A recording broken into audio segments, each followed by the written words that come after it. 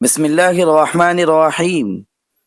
پیارے ناظرین، السلام علیکم ورحمۃ اللہ وبرکاتہ۔ کیا آپ نے کبھی سنجیدگی سے یہ سوچا ہے کہ جب ہم روزے کی حالت میں اسپتال جاتے ہیں، کوئی ٹیسٹ کرواتے ہیں یا علاج کرواتے ہیں تو ہمارا روزہ محفوظ رہتا ہے یا نہیں؟ محترم ناظرین کرام، آج کا دور جدید میڈیکل سہولیات کا دور ہے۔ چھوٹی سی تکلیف ہو یا بڑی بیماری، فوراً ٹیسٹ، انجیکشن اور مختلف طریقے علاج تجویز کر دیا جاتا ہے۔ ایسے میں ایک روزہ دار کے دل میں فطری طور پر یہ سوال پیدا ہوتا ہے کہ کہیں علاج کروانے سے میرا روزہ تو نہیں ٹوٹ جائے گا۔ اس لیے ضروری ہے کہ ہم ان مسائل کو آسان اور عام فہم انداز میں سمجھ لیں تاکہ ہم اطمینان کے ساتھ عبادت بھی کریں اور اپنی صحت کا خیال بھی رکھ سکیں۔ پیارے ناظرین، سب سے پہلے خون کے ٹیسٹ کا مسئلہ سمجھ لیجئے۔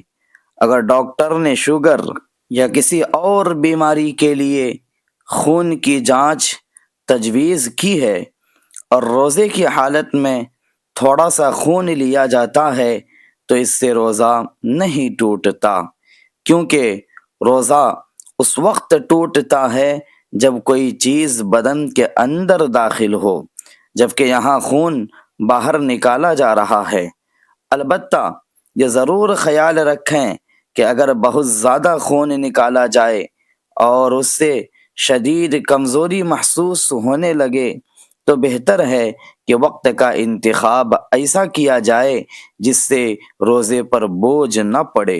مثلا افطار کے بعد ٹیسٹ کروا لیا جائے، کیونکہ اسلام ہمیں مشقت میں ڈالنا نہیں چاہتا۔ اسی طرح انجیکشن کا مسئلہ بھی عام ہے۔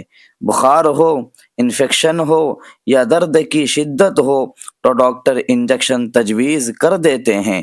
عام طور پر جو انجیکشن پٹھوں یا رگ میں لگوایا جاتا ہے اور جس کا مقصد علاج ہوتا ہے نہ کہ غذا دینا، اس سے روزہ نہیں ٹوٹتا، کیونکہ وہ کھانے پینے کے راستے سے معدے میں داخل نہیں ہوتا۔ لیکن اگر کوئی ایسا انجیکشن یا ڈرپ لگائی جائے جو جسم کو غذا فراہم کرنے کے لیے ہو، یعنی جس کا مقصد کھانے پینے کا بدل بننا ہو، تو اس سے روزہ ٹوٹ جاتا ہے، کیونکہ وہ دراصل غذا ہی کی ایک شکل ہے۔ اس لیے اگر کبھی ایسی صورت پیش آئے تو کسی مستند عالم دین سے مسئلہ پوچھ لینا بہتر ہے تاکہ عبادت میں کوئی کمی نہ رہ جائے۔ سانس کے مریضوں کے لیے آکسیجن لینے کا مسئلہ بھی اہم ہے۔ اگر صرف خالص آکسیجن دی جا رہی ہو تو اس سے روزہ نہیں ٹوٹتا، کیونکہ وہ محض ہوا ہے جو پھیپھڑوں تک جاتی ہے، اور ہوا کا اندر جانا روزے کو فاسد نہیں کرتا۔ البتہ اگر آکسیجن کے ساتھ کوئی دوا ملی ہو تو پھر اس کی نوعیت دیکھنی ہوگی۔ اسی طرح بعض اوقات لوگ آنکھ یا کان میں دوا ڈالنے کے بارے میں بھی پریشان ہوتے ہیں۔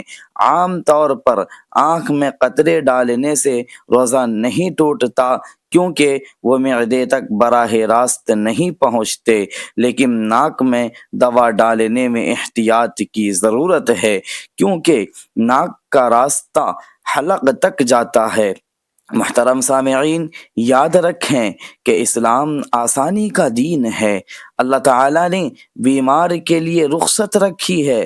اگر کوئی شخص اتنا بیمار ہو کہ روزہ رکھنا اس کے لیے نقصان دہ ہو تو وہ بعد میں قضا کر سکتا ہے، اس میں کوئی گناہ نہیں۔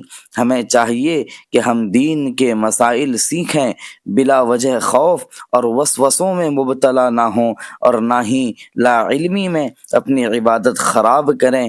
علاج بھی ضروری ہے اور عبادت بھی اہم ہے، دونوں میں توازن رکھنا ہی سمجھداری ہے۔ اللہ تعالی ہمیں صحیح علم عطا فرمائے، دین کی درست سمجھ دے اور ہمیں صحت و عافیت کے ساتھ اپنے روزے مکمل کرنے کی توفیق عطا فرمائے۔